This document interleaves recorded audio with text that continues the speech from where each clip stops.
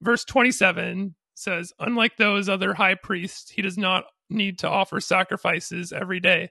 They did this for their own sins and then for the sins of the people. But Jesus did this once for all when he offered himself as a sacrifice for the people's sins. Okay, so we're back on atonement theory, and all of these objections we brought up earlier. I hear your answers to them, and Jeremy, and I agree that I feel like there is a way to explain them with human error, saying that this is human tribalism corrupting our understanding of God. But this seems to be a biblical principle about who God is and his character of he needs that blood. Without the shedding of blood, there is no forgiveness of sins. And there's the stuff about the animal sacrifice, that this verse is basically talking about how God doesn't need animal sacrifice anymore because now we got Jesus. Jesus is the sacrifice. So what's your understanding of this? Why does God need the blood sacrifice? This is a good one. And I think this is like a rabbit hole. You go way down and probably wouldn't have any more clarity once you got back out than you had going in. Because I think there's so many views on this and so much complexity to this. One thing I want to acknowledge, I don't think this verse, verse 27 that you read, I don't think it has to imply penal substitutionary atonement because it doesn't say that Jesus is the sacrifice to God the Father, right? It's how penal substitutionary atonement is. The Father is angry. The Father needs to be appeased. This is saying Jesus offered as a sacrifice for the people's sins. And as I've argued, I think it's more helpful to view that as Jesus versus the devil or the forces of evil. And that's what the sacrifice is for.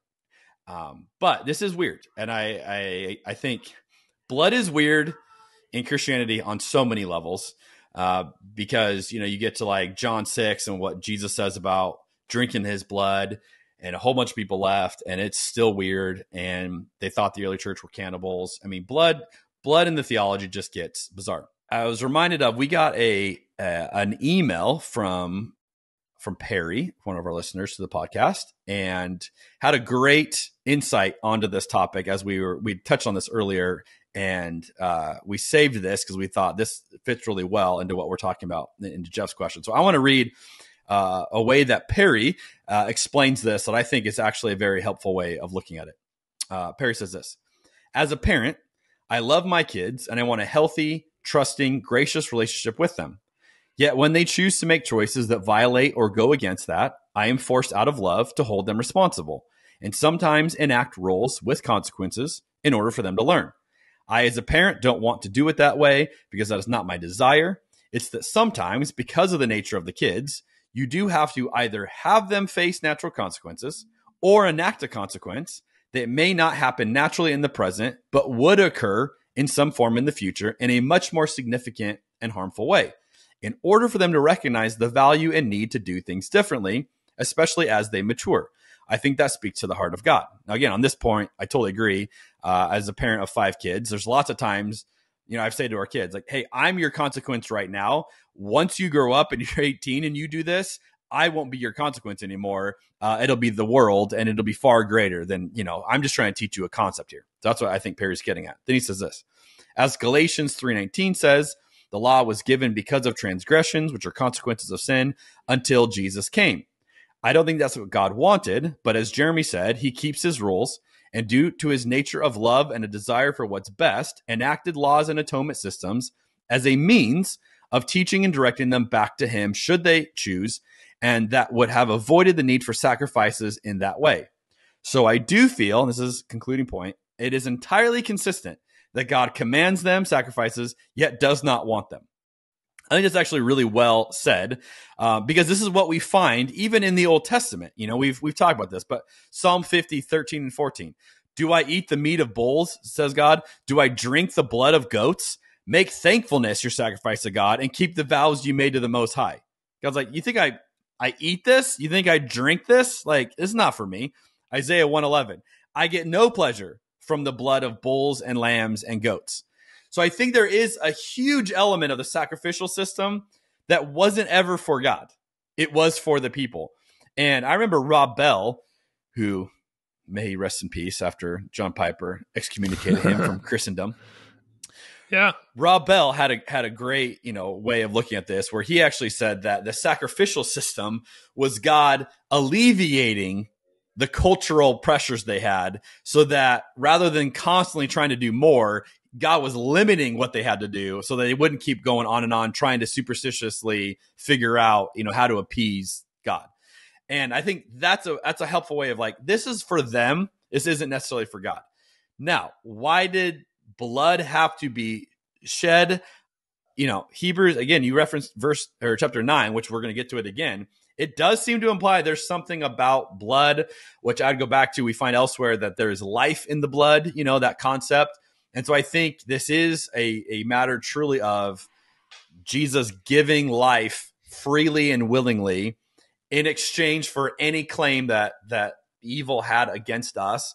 And in that free giving of life, that is in, the resurrection power. That is where evil implodes upon itself and where God displays, this grand plan. So I don't fully understand it. I agree with you.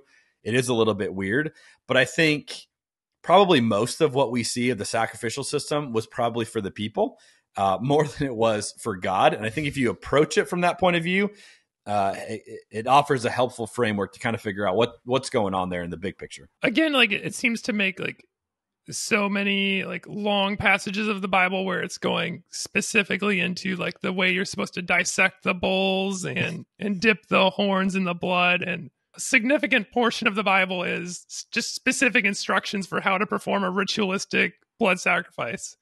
And depending on, what your Bible reading plan is, I remember there would be times where like, all right, I do 3 chapters a day. And like, that would be my only 3 chapters. And I'm like, well, that put my day on a funky note. You know what I mean? Right. It's like reading Upton Sinclair's The Jungle or something.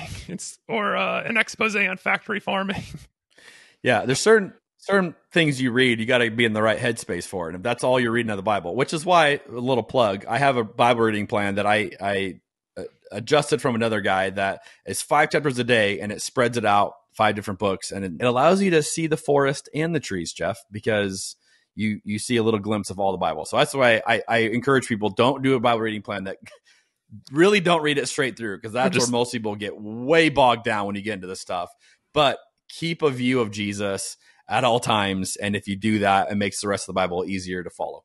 So you mentioned the word superstition, which is something I've thought about a lot in trying to understand the reason for the blood sacrifice. It does seem to be this human phenomenon of people feeling like, historically all kinds of religions and different people groups have sacrificed cattle, animals, and some tribes have sacrificed their own children to try to make their crops grow.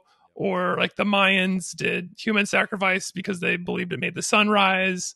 Just things like that. It does seem to be this very bizarre human phenomenon of feeling like you need to appease the gods, and the only way to appease them is to give something up. And I've heard that argument that says like that the Old Testament is like progressive for the time because God is accommodating humans' desire to make sacrifices by saying no human sacrifices. You don't sacrifice your children, you only sacrifice animals, which is, even though I'm vegan, I think, it's better to kill animals than to kill people. Hey, there we go. But it still feels like unnecessary violence.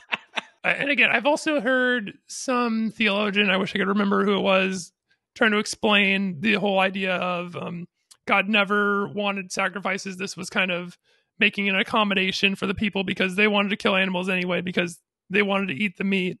And it just was kind of a convenient way to tie it all in there, right? Because these animals are getting slaughtered anyway. For whatever reason, it's baked into us to want to make a blood sacrifice. So God says, okay, fine, I want a blood sacrifice. Or he allows people to write it down because they misunderstand the heart of God. It makes more sense that this is people just creating God in their own image, if you will, right? Like taking their own human biases and interpretations and just saying like, oh yeah, that was God. God said that. That makes sense. I think the tricky part is the way I read it, it's a little bit of both. Mm-hmm. So there is some of that tribalism. There is some of that God is who we think he is, which anybody who follows God is guilty of, right? You know, even on my best day, I can't separate my view of God from my own experiences and, you know, my own theology and the way I see the world. Like it's all shaped into it. And so I think anybody who claims to follow God has to acknowledge to some degree you have shaped that view of God, you know, in a way that makes sense to you, which who knows how much we've influenced that shaping. But I also think there is this element that I just see that God really is in it, and God meets him in that. And that to me is like the crazier part of all that you're saying, Jeff, because I agree with you. It is like there's a lot there. The crazier part is like, so God put up with all of that. Like God was patient and God met them in that. Like, what does that tell us about God? And that to me is like, that's a God that looks like Jesus, that is patiently suffering along with his people to get them, you know, to move them forward. And that is consistent with what I find in the person of Jesus. And so I don't get bogged down in Leviticus. But don't you think people want clarity? Right? I think people want certainty. Like like let's say I have a question for you about the podcast. Like, hey, can we try this week? And I keep texting you and you're not answering my texts. And all I want is just a yes or no answer from Jeff, you. I said sorry about that. Let it go. Would I interpret that as, wow, Jeremy is so patient with me because he accepts my texts and I believe he's reading them and he's patient and good-hearted. It's like, no, why not just answer? Like, why doesn't God just speak up and clear things up for the people who desperately want to know him? I wouldn't necessarily go to you and say, Jeff, that is not accurate. That is not who I am. Why did you say I'm like this? No, I'd be like, well, as Jeff sees me or Jeff understands me, right? Like that's how Jeff is explaining it. And in relationship with you, there would be that sense of trust of like, hey, I think that's you trying to be faithful to who you think I am in this relationship. And again, that's just a microcosm because I'm not God and you're not God. But but you know, this idea of like in relationship, God allows that. It's not that God's silent, because again, throughout the Old Testament, God's not silent. God shows up all over the place and, you know, does different things. It's just the things that God allows, I think, is the crazier part. And that to me is what speaks volumes into the character of who God is. Okay. Right. So you're basically saying God is very secure in who he is and doesn't feel the need to be defensive, right? Correct. It would be like, how long would you let a friend of yours badmouth you and stay friends with them? Like right. That's, you know, at some point you'd be like, dude, you're hurting me. Like, why do you keep telling people these lies? Or, you know, you're spreading rumors about me and like, you're my friend, so people believe you. That's what I see going on. It's like, wow, God allows that, like generation after generation, the people of God to say crazy things about God. And God slowly fixes the perception generation after generation as, you know, as this idea of progressive relation moves along, knowing full well, I actually look like Jesus, but you guys won't see that for a while. So I'll give you time to get there. That's patient. I think I would have cut ties with them and been like, yeah, let's try this again. I'm going to pick a different people group. You guys didn't do it. I mean, he kind of does lose patience with humanity towards the beginning, right? And decides to start over with the flood. A few times. Yeah. A couple false starts there, but who among us hasn't, you know, tried some creative project and had to start over almost immediately? I can relate. You've had your own flood graphic design problem. Oh yeah, totally.